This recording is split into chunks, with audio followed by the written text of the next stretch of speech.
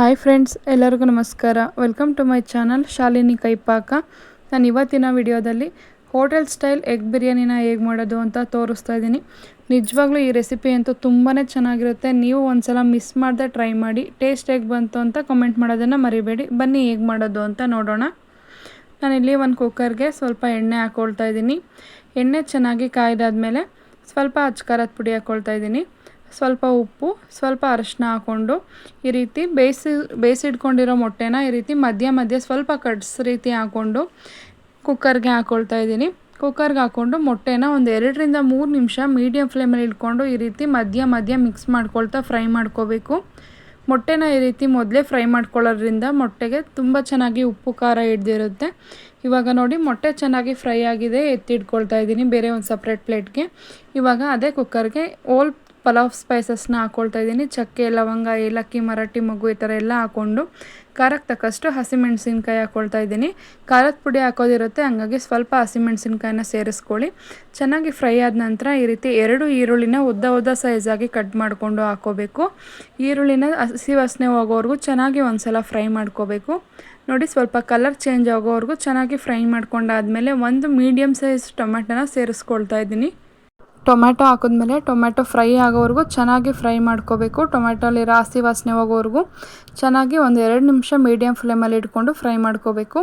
ಇವಾಗ ನೋಡಿ ಟೊಮೆಟೊ ಕೂಡ ಸಾಫ್ಟಾಗಿ ಫ್ರೈ ಆಗಿದೆ. ಒಂದು ಅರ್ಧ ಸ್ಪೂನಷ್ಟು ಶುಂಠಿ ಬೆಳ್ಳುಳ್ಳಿ ಪೇಸ್ಟ್ ಸೇರಿಸ್ಕೊಂಡು ಸ್ವಲ್ಪ ಅರಿಶಿನ ಸೇರಿಸ್ಕೊಂಡು 1 ನಿಮಿಷ ಮಿಕ್ಸ್ ಮಾಡ್ಕೊಳ್ತಾ ಇದ್ದೀನಿ. ಶುಂಠಿ ಬೆಳ್ಳುಳ್ಳಿ ಪೇಸ್ಟ್ ಹಸಿ ವಾಸನೆ ಹೋಗೋವರೆಗೂ ಈ ರೀತಿ ಮಧ್ಯ ತಿರುಗಿಸ್ಕೊಳ್ತಾ ಫ್ರೈ ಮಾಡ್ಕೋಬೇಕು.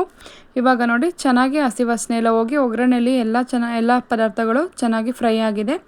ಇವಾಗ ಸ್ವಲ್ಪ ಅಚ್ಕಾರದ ಪುಡಿನ ಸೇರಿಸ್ಕೊಳ್ತಾ ಇದ್ದೀನಿ. ಸ್ವಲ್ಪ ಚಿಕನ್ ಬಿರಿಯಾನಿ ಮಸಾಲ ಪೌಡರ್ನ ಸೇರಿಸ್ಕೊಳ್ತಾ ಇದ್ದೀನಿ.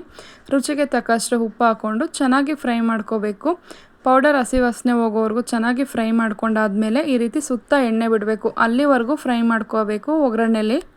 ಇವಾಗ ಈ ರೀತಿ ಎಲ್ಲ ಒಗ್ಗರಣೆಯಲ್ಲಿ ಚೆನ್ನಾಗಿ ಫ್ರೈ ಆದಮೇಲೆ 10-15 ನಿಮಿಷ ನೆನೆಸಿಟ್ಕೊಂಡಿರೋವಂಥ ಅಕ್ಕಿನ ಸೇರಿಸ್ಕೊಳ್ತಾ ಇದ್ದೀನಿ. ಅಕ್ಕಿನ ನೆನೆಸಿ ಹಾಕೋದ್ರಿಂದ ಅನ್ನ ತುಂಬ ಚೆನ್ನಾಗಿ ಉದುದ್ರಾಗಿ ಬರುತ್ತೆ. ಟೇಸ್ಟು ಕೂಡ ತುಂಬಾ ಚೆನ್ನಾಗಿರುತ್ತೆ. ಇವಾಗ ಅಕ್ಕಿ ಹಾಕಿದ್ಮೇಲೆ ಮೀಡಿಯಮ್ ಫ್ಲೇಮ್ ಇಟ್ಕೊಂಡು ಈ ರೀತಿ ಒಗ್ಗರಣೆಯಲ್ಲೇ ಮಿಕ್ಸ್ ಮಾಡ್ಕೋಬೇಕು. ಒಂದು 2 ನಿಮಿಷ ಮಿಕ್ಸ್ ಮಾಡಿಕೊಂಡ್ರೆ ಸಾಕು. ಸ್ವಲ್ಪ ಎಣ್ಣೆ ಬಿಡೋ ಥರ ಕಾಣಿಸ್ದಾಗ 1 ಲೋಟ ಅಕ್ಕಿಗೆ 2 ಲೋಟ ನೀರನ್ನ ಸೇರಿಸ್ಕೊಳ್ತಾ ಇದ್ದೀನಿ. ಒಂದೊಂದು ಅಕ್ಕಿ ನೀರನ್ನ ಸ್ವಲ್ಪ ಕಡಿಮೆ ಹಿಡಿಯುತ್ತೆ. ನೀವು ಅಕ್ಕಿನ ನೋಡಿ ನಿಮ್ಮ ಅಳತೆ ಪ್ರಕಾರ ನೀವು ನೀರನ್ನ ಸೇರಿಸ್ಕೊಳ್ಳಿ. ಇವಾಗ ನೋಡಿ ಚೆನ್ನಾಗಿ ಒಂದ್ಸಲ ಮಿಕ್ಸ್ ಮಾಡ್ಕೊಂಡಾದ್ಮೇಲೆ ಮೊದಲೇ ಬೇಯಿಸಿಟ್ಕೊಂಡಿರೋ ಅಂಥ ಮೊಟ್ಟೆನ ಫ್ರೈ ಮಾಡಿ ಇಟ್ಕೊಂಡಿರ್ತೀವಲ್ಲ ಆ ಮೊಟ್ಟೆನ ಸೇರಿಸ್ಕೋಬೇಕು. ಮೊಟ್ಟೆ ಸೇರಿಸ್ಕೊಂಡಾದ್ಮೇಲೆ ಈ ರೀತಿ ಚೆನ್ನಾಗಿ ಒಂದ್ಸಲ ಮಿಕ್ಸ್ ಮಾಡ್ಕೋಬೇಕು. ತುಂಬಾ ಕಲಸೋ ಥರ ಮಿಕ್ಸ್ ಮಾಡ್ಕೋಬಾರ್ದು. ಒಂದ್ಸಲ ಚೆನ್ನಾಗಿ ಮಿಕ್ಸ್ ಮಾಡ್ಕೊಂಡಾದ್ಮೇಲೆ ಲಾಸ್ಟಲ್ಲಿ ಹೆಚ್ಚಿಟ್ಕೊಂಡಿರೋಂಥ ಕೊತ್ತಂಬರಿ ಸೊಪ್ಪನ್ನ ಸೇರಿಸ್ಕೊಳ್ತಾ ಇದ್ದೀನಿ. ಇವಾಗ ಲಾಸ್ಟಲ್ಲಿ ಚೆನ್ನಾಗಿ ಒಂದ್ಸಲ ಮಿಕ್ಸ್ ಮಾಡಿಕೊಂಡು ಕುಕ್ಕರ್ ಮುಚ್ಚಳನ ಮುಚ್ಚಿ 1-2 ವಿಷಲ್ ಹಾಕಿಸ್ಕೊಂಡ್ರೆ ಸಾಕು. ಈ ರೀತಿ ಒಂದು ಕುದಿ ಬಂದಮೇಲೆ ಮುಚ್ಚಳ ಮುಚ್ಚಿ 1-2 ವಿಷಲ್ ಹಾಕಿಸ್ಕೋಬೇಕು. ನೋಡಿ, ಇವಾಗ ಕುಕ್ಕರ್ ಲಿಡ್ ಓಪನ್ ಮಾಡಿ ತೋರಿಸ್ತಾ ಇದ್ದೀನಿ.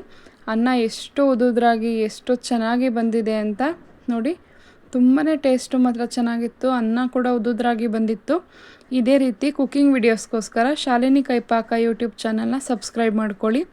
ದಯವಿಟ್ಟು ಎಲ್ಲರೂ ಸಪೋರ್ಟ್ ಮಾಡಿ. ವಿಡಿಯೋ ಇಷ್ಟ ಆದರೆ ನಿಮ್ಮ ಫ್ರೆಂಡ್ಸ್ ಫ್ಯಾಮಿಲಿ ಜೊತೆ ಶೇರ್ ಮಾಡೋದನ್ನು ಮರಿಬೇಡಿ.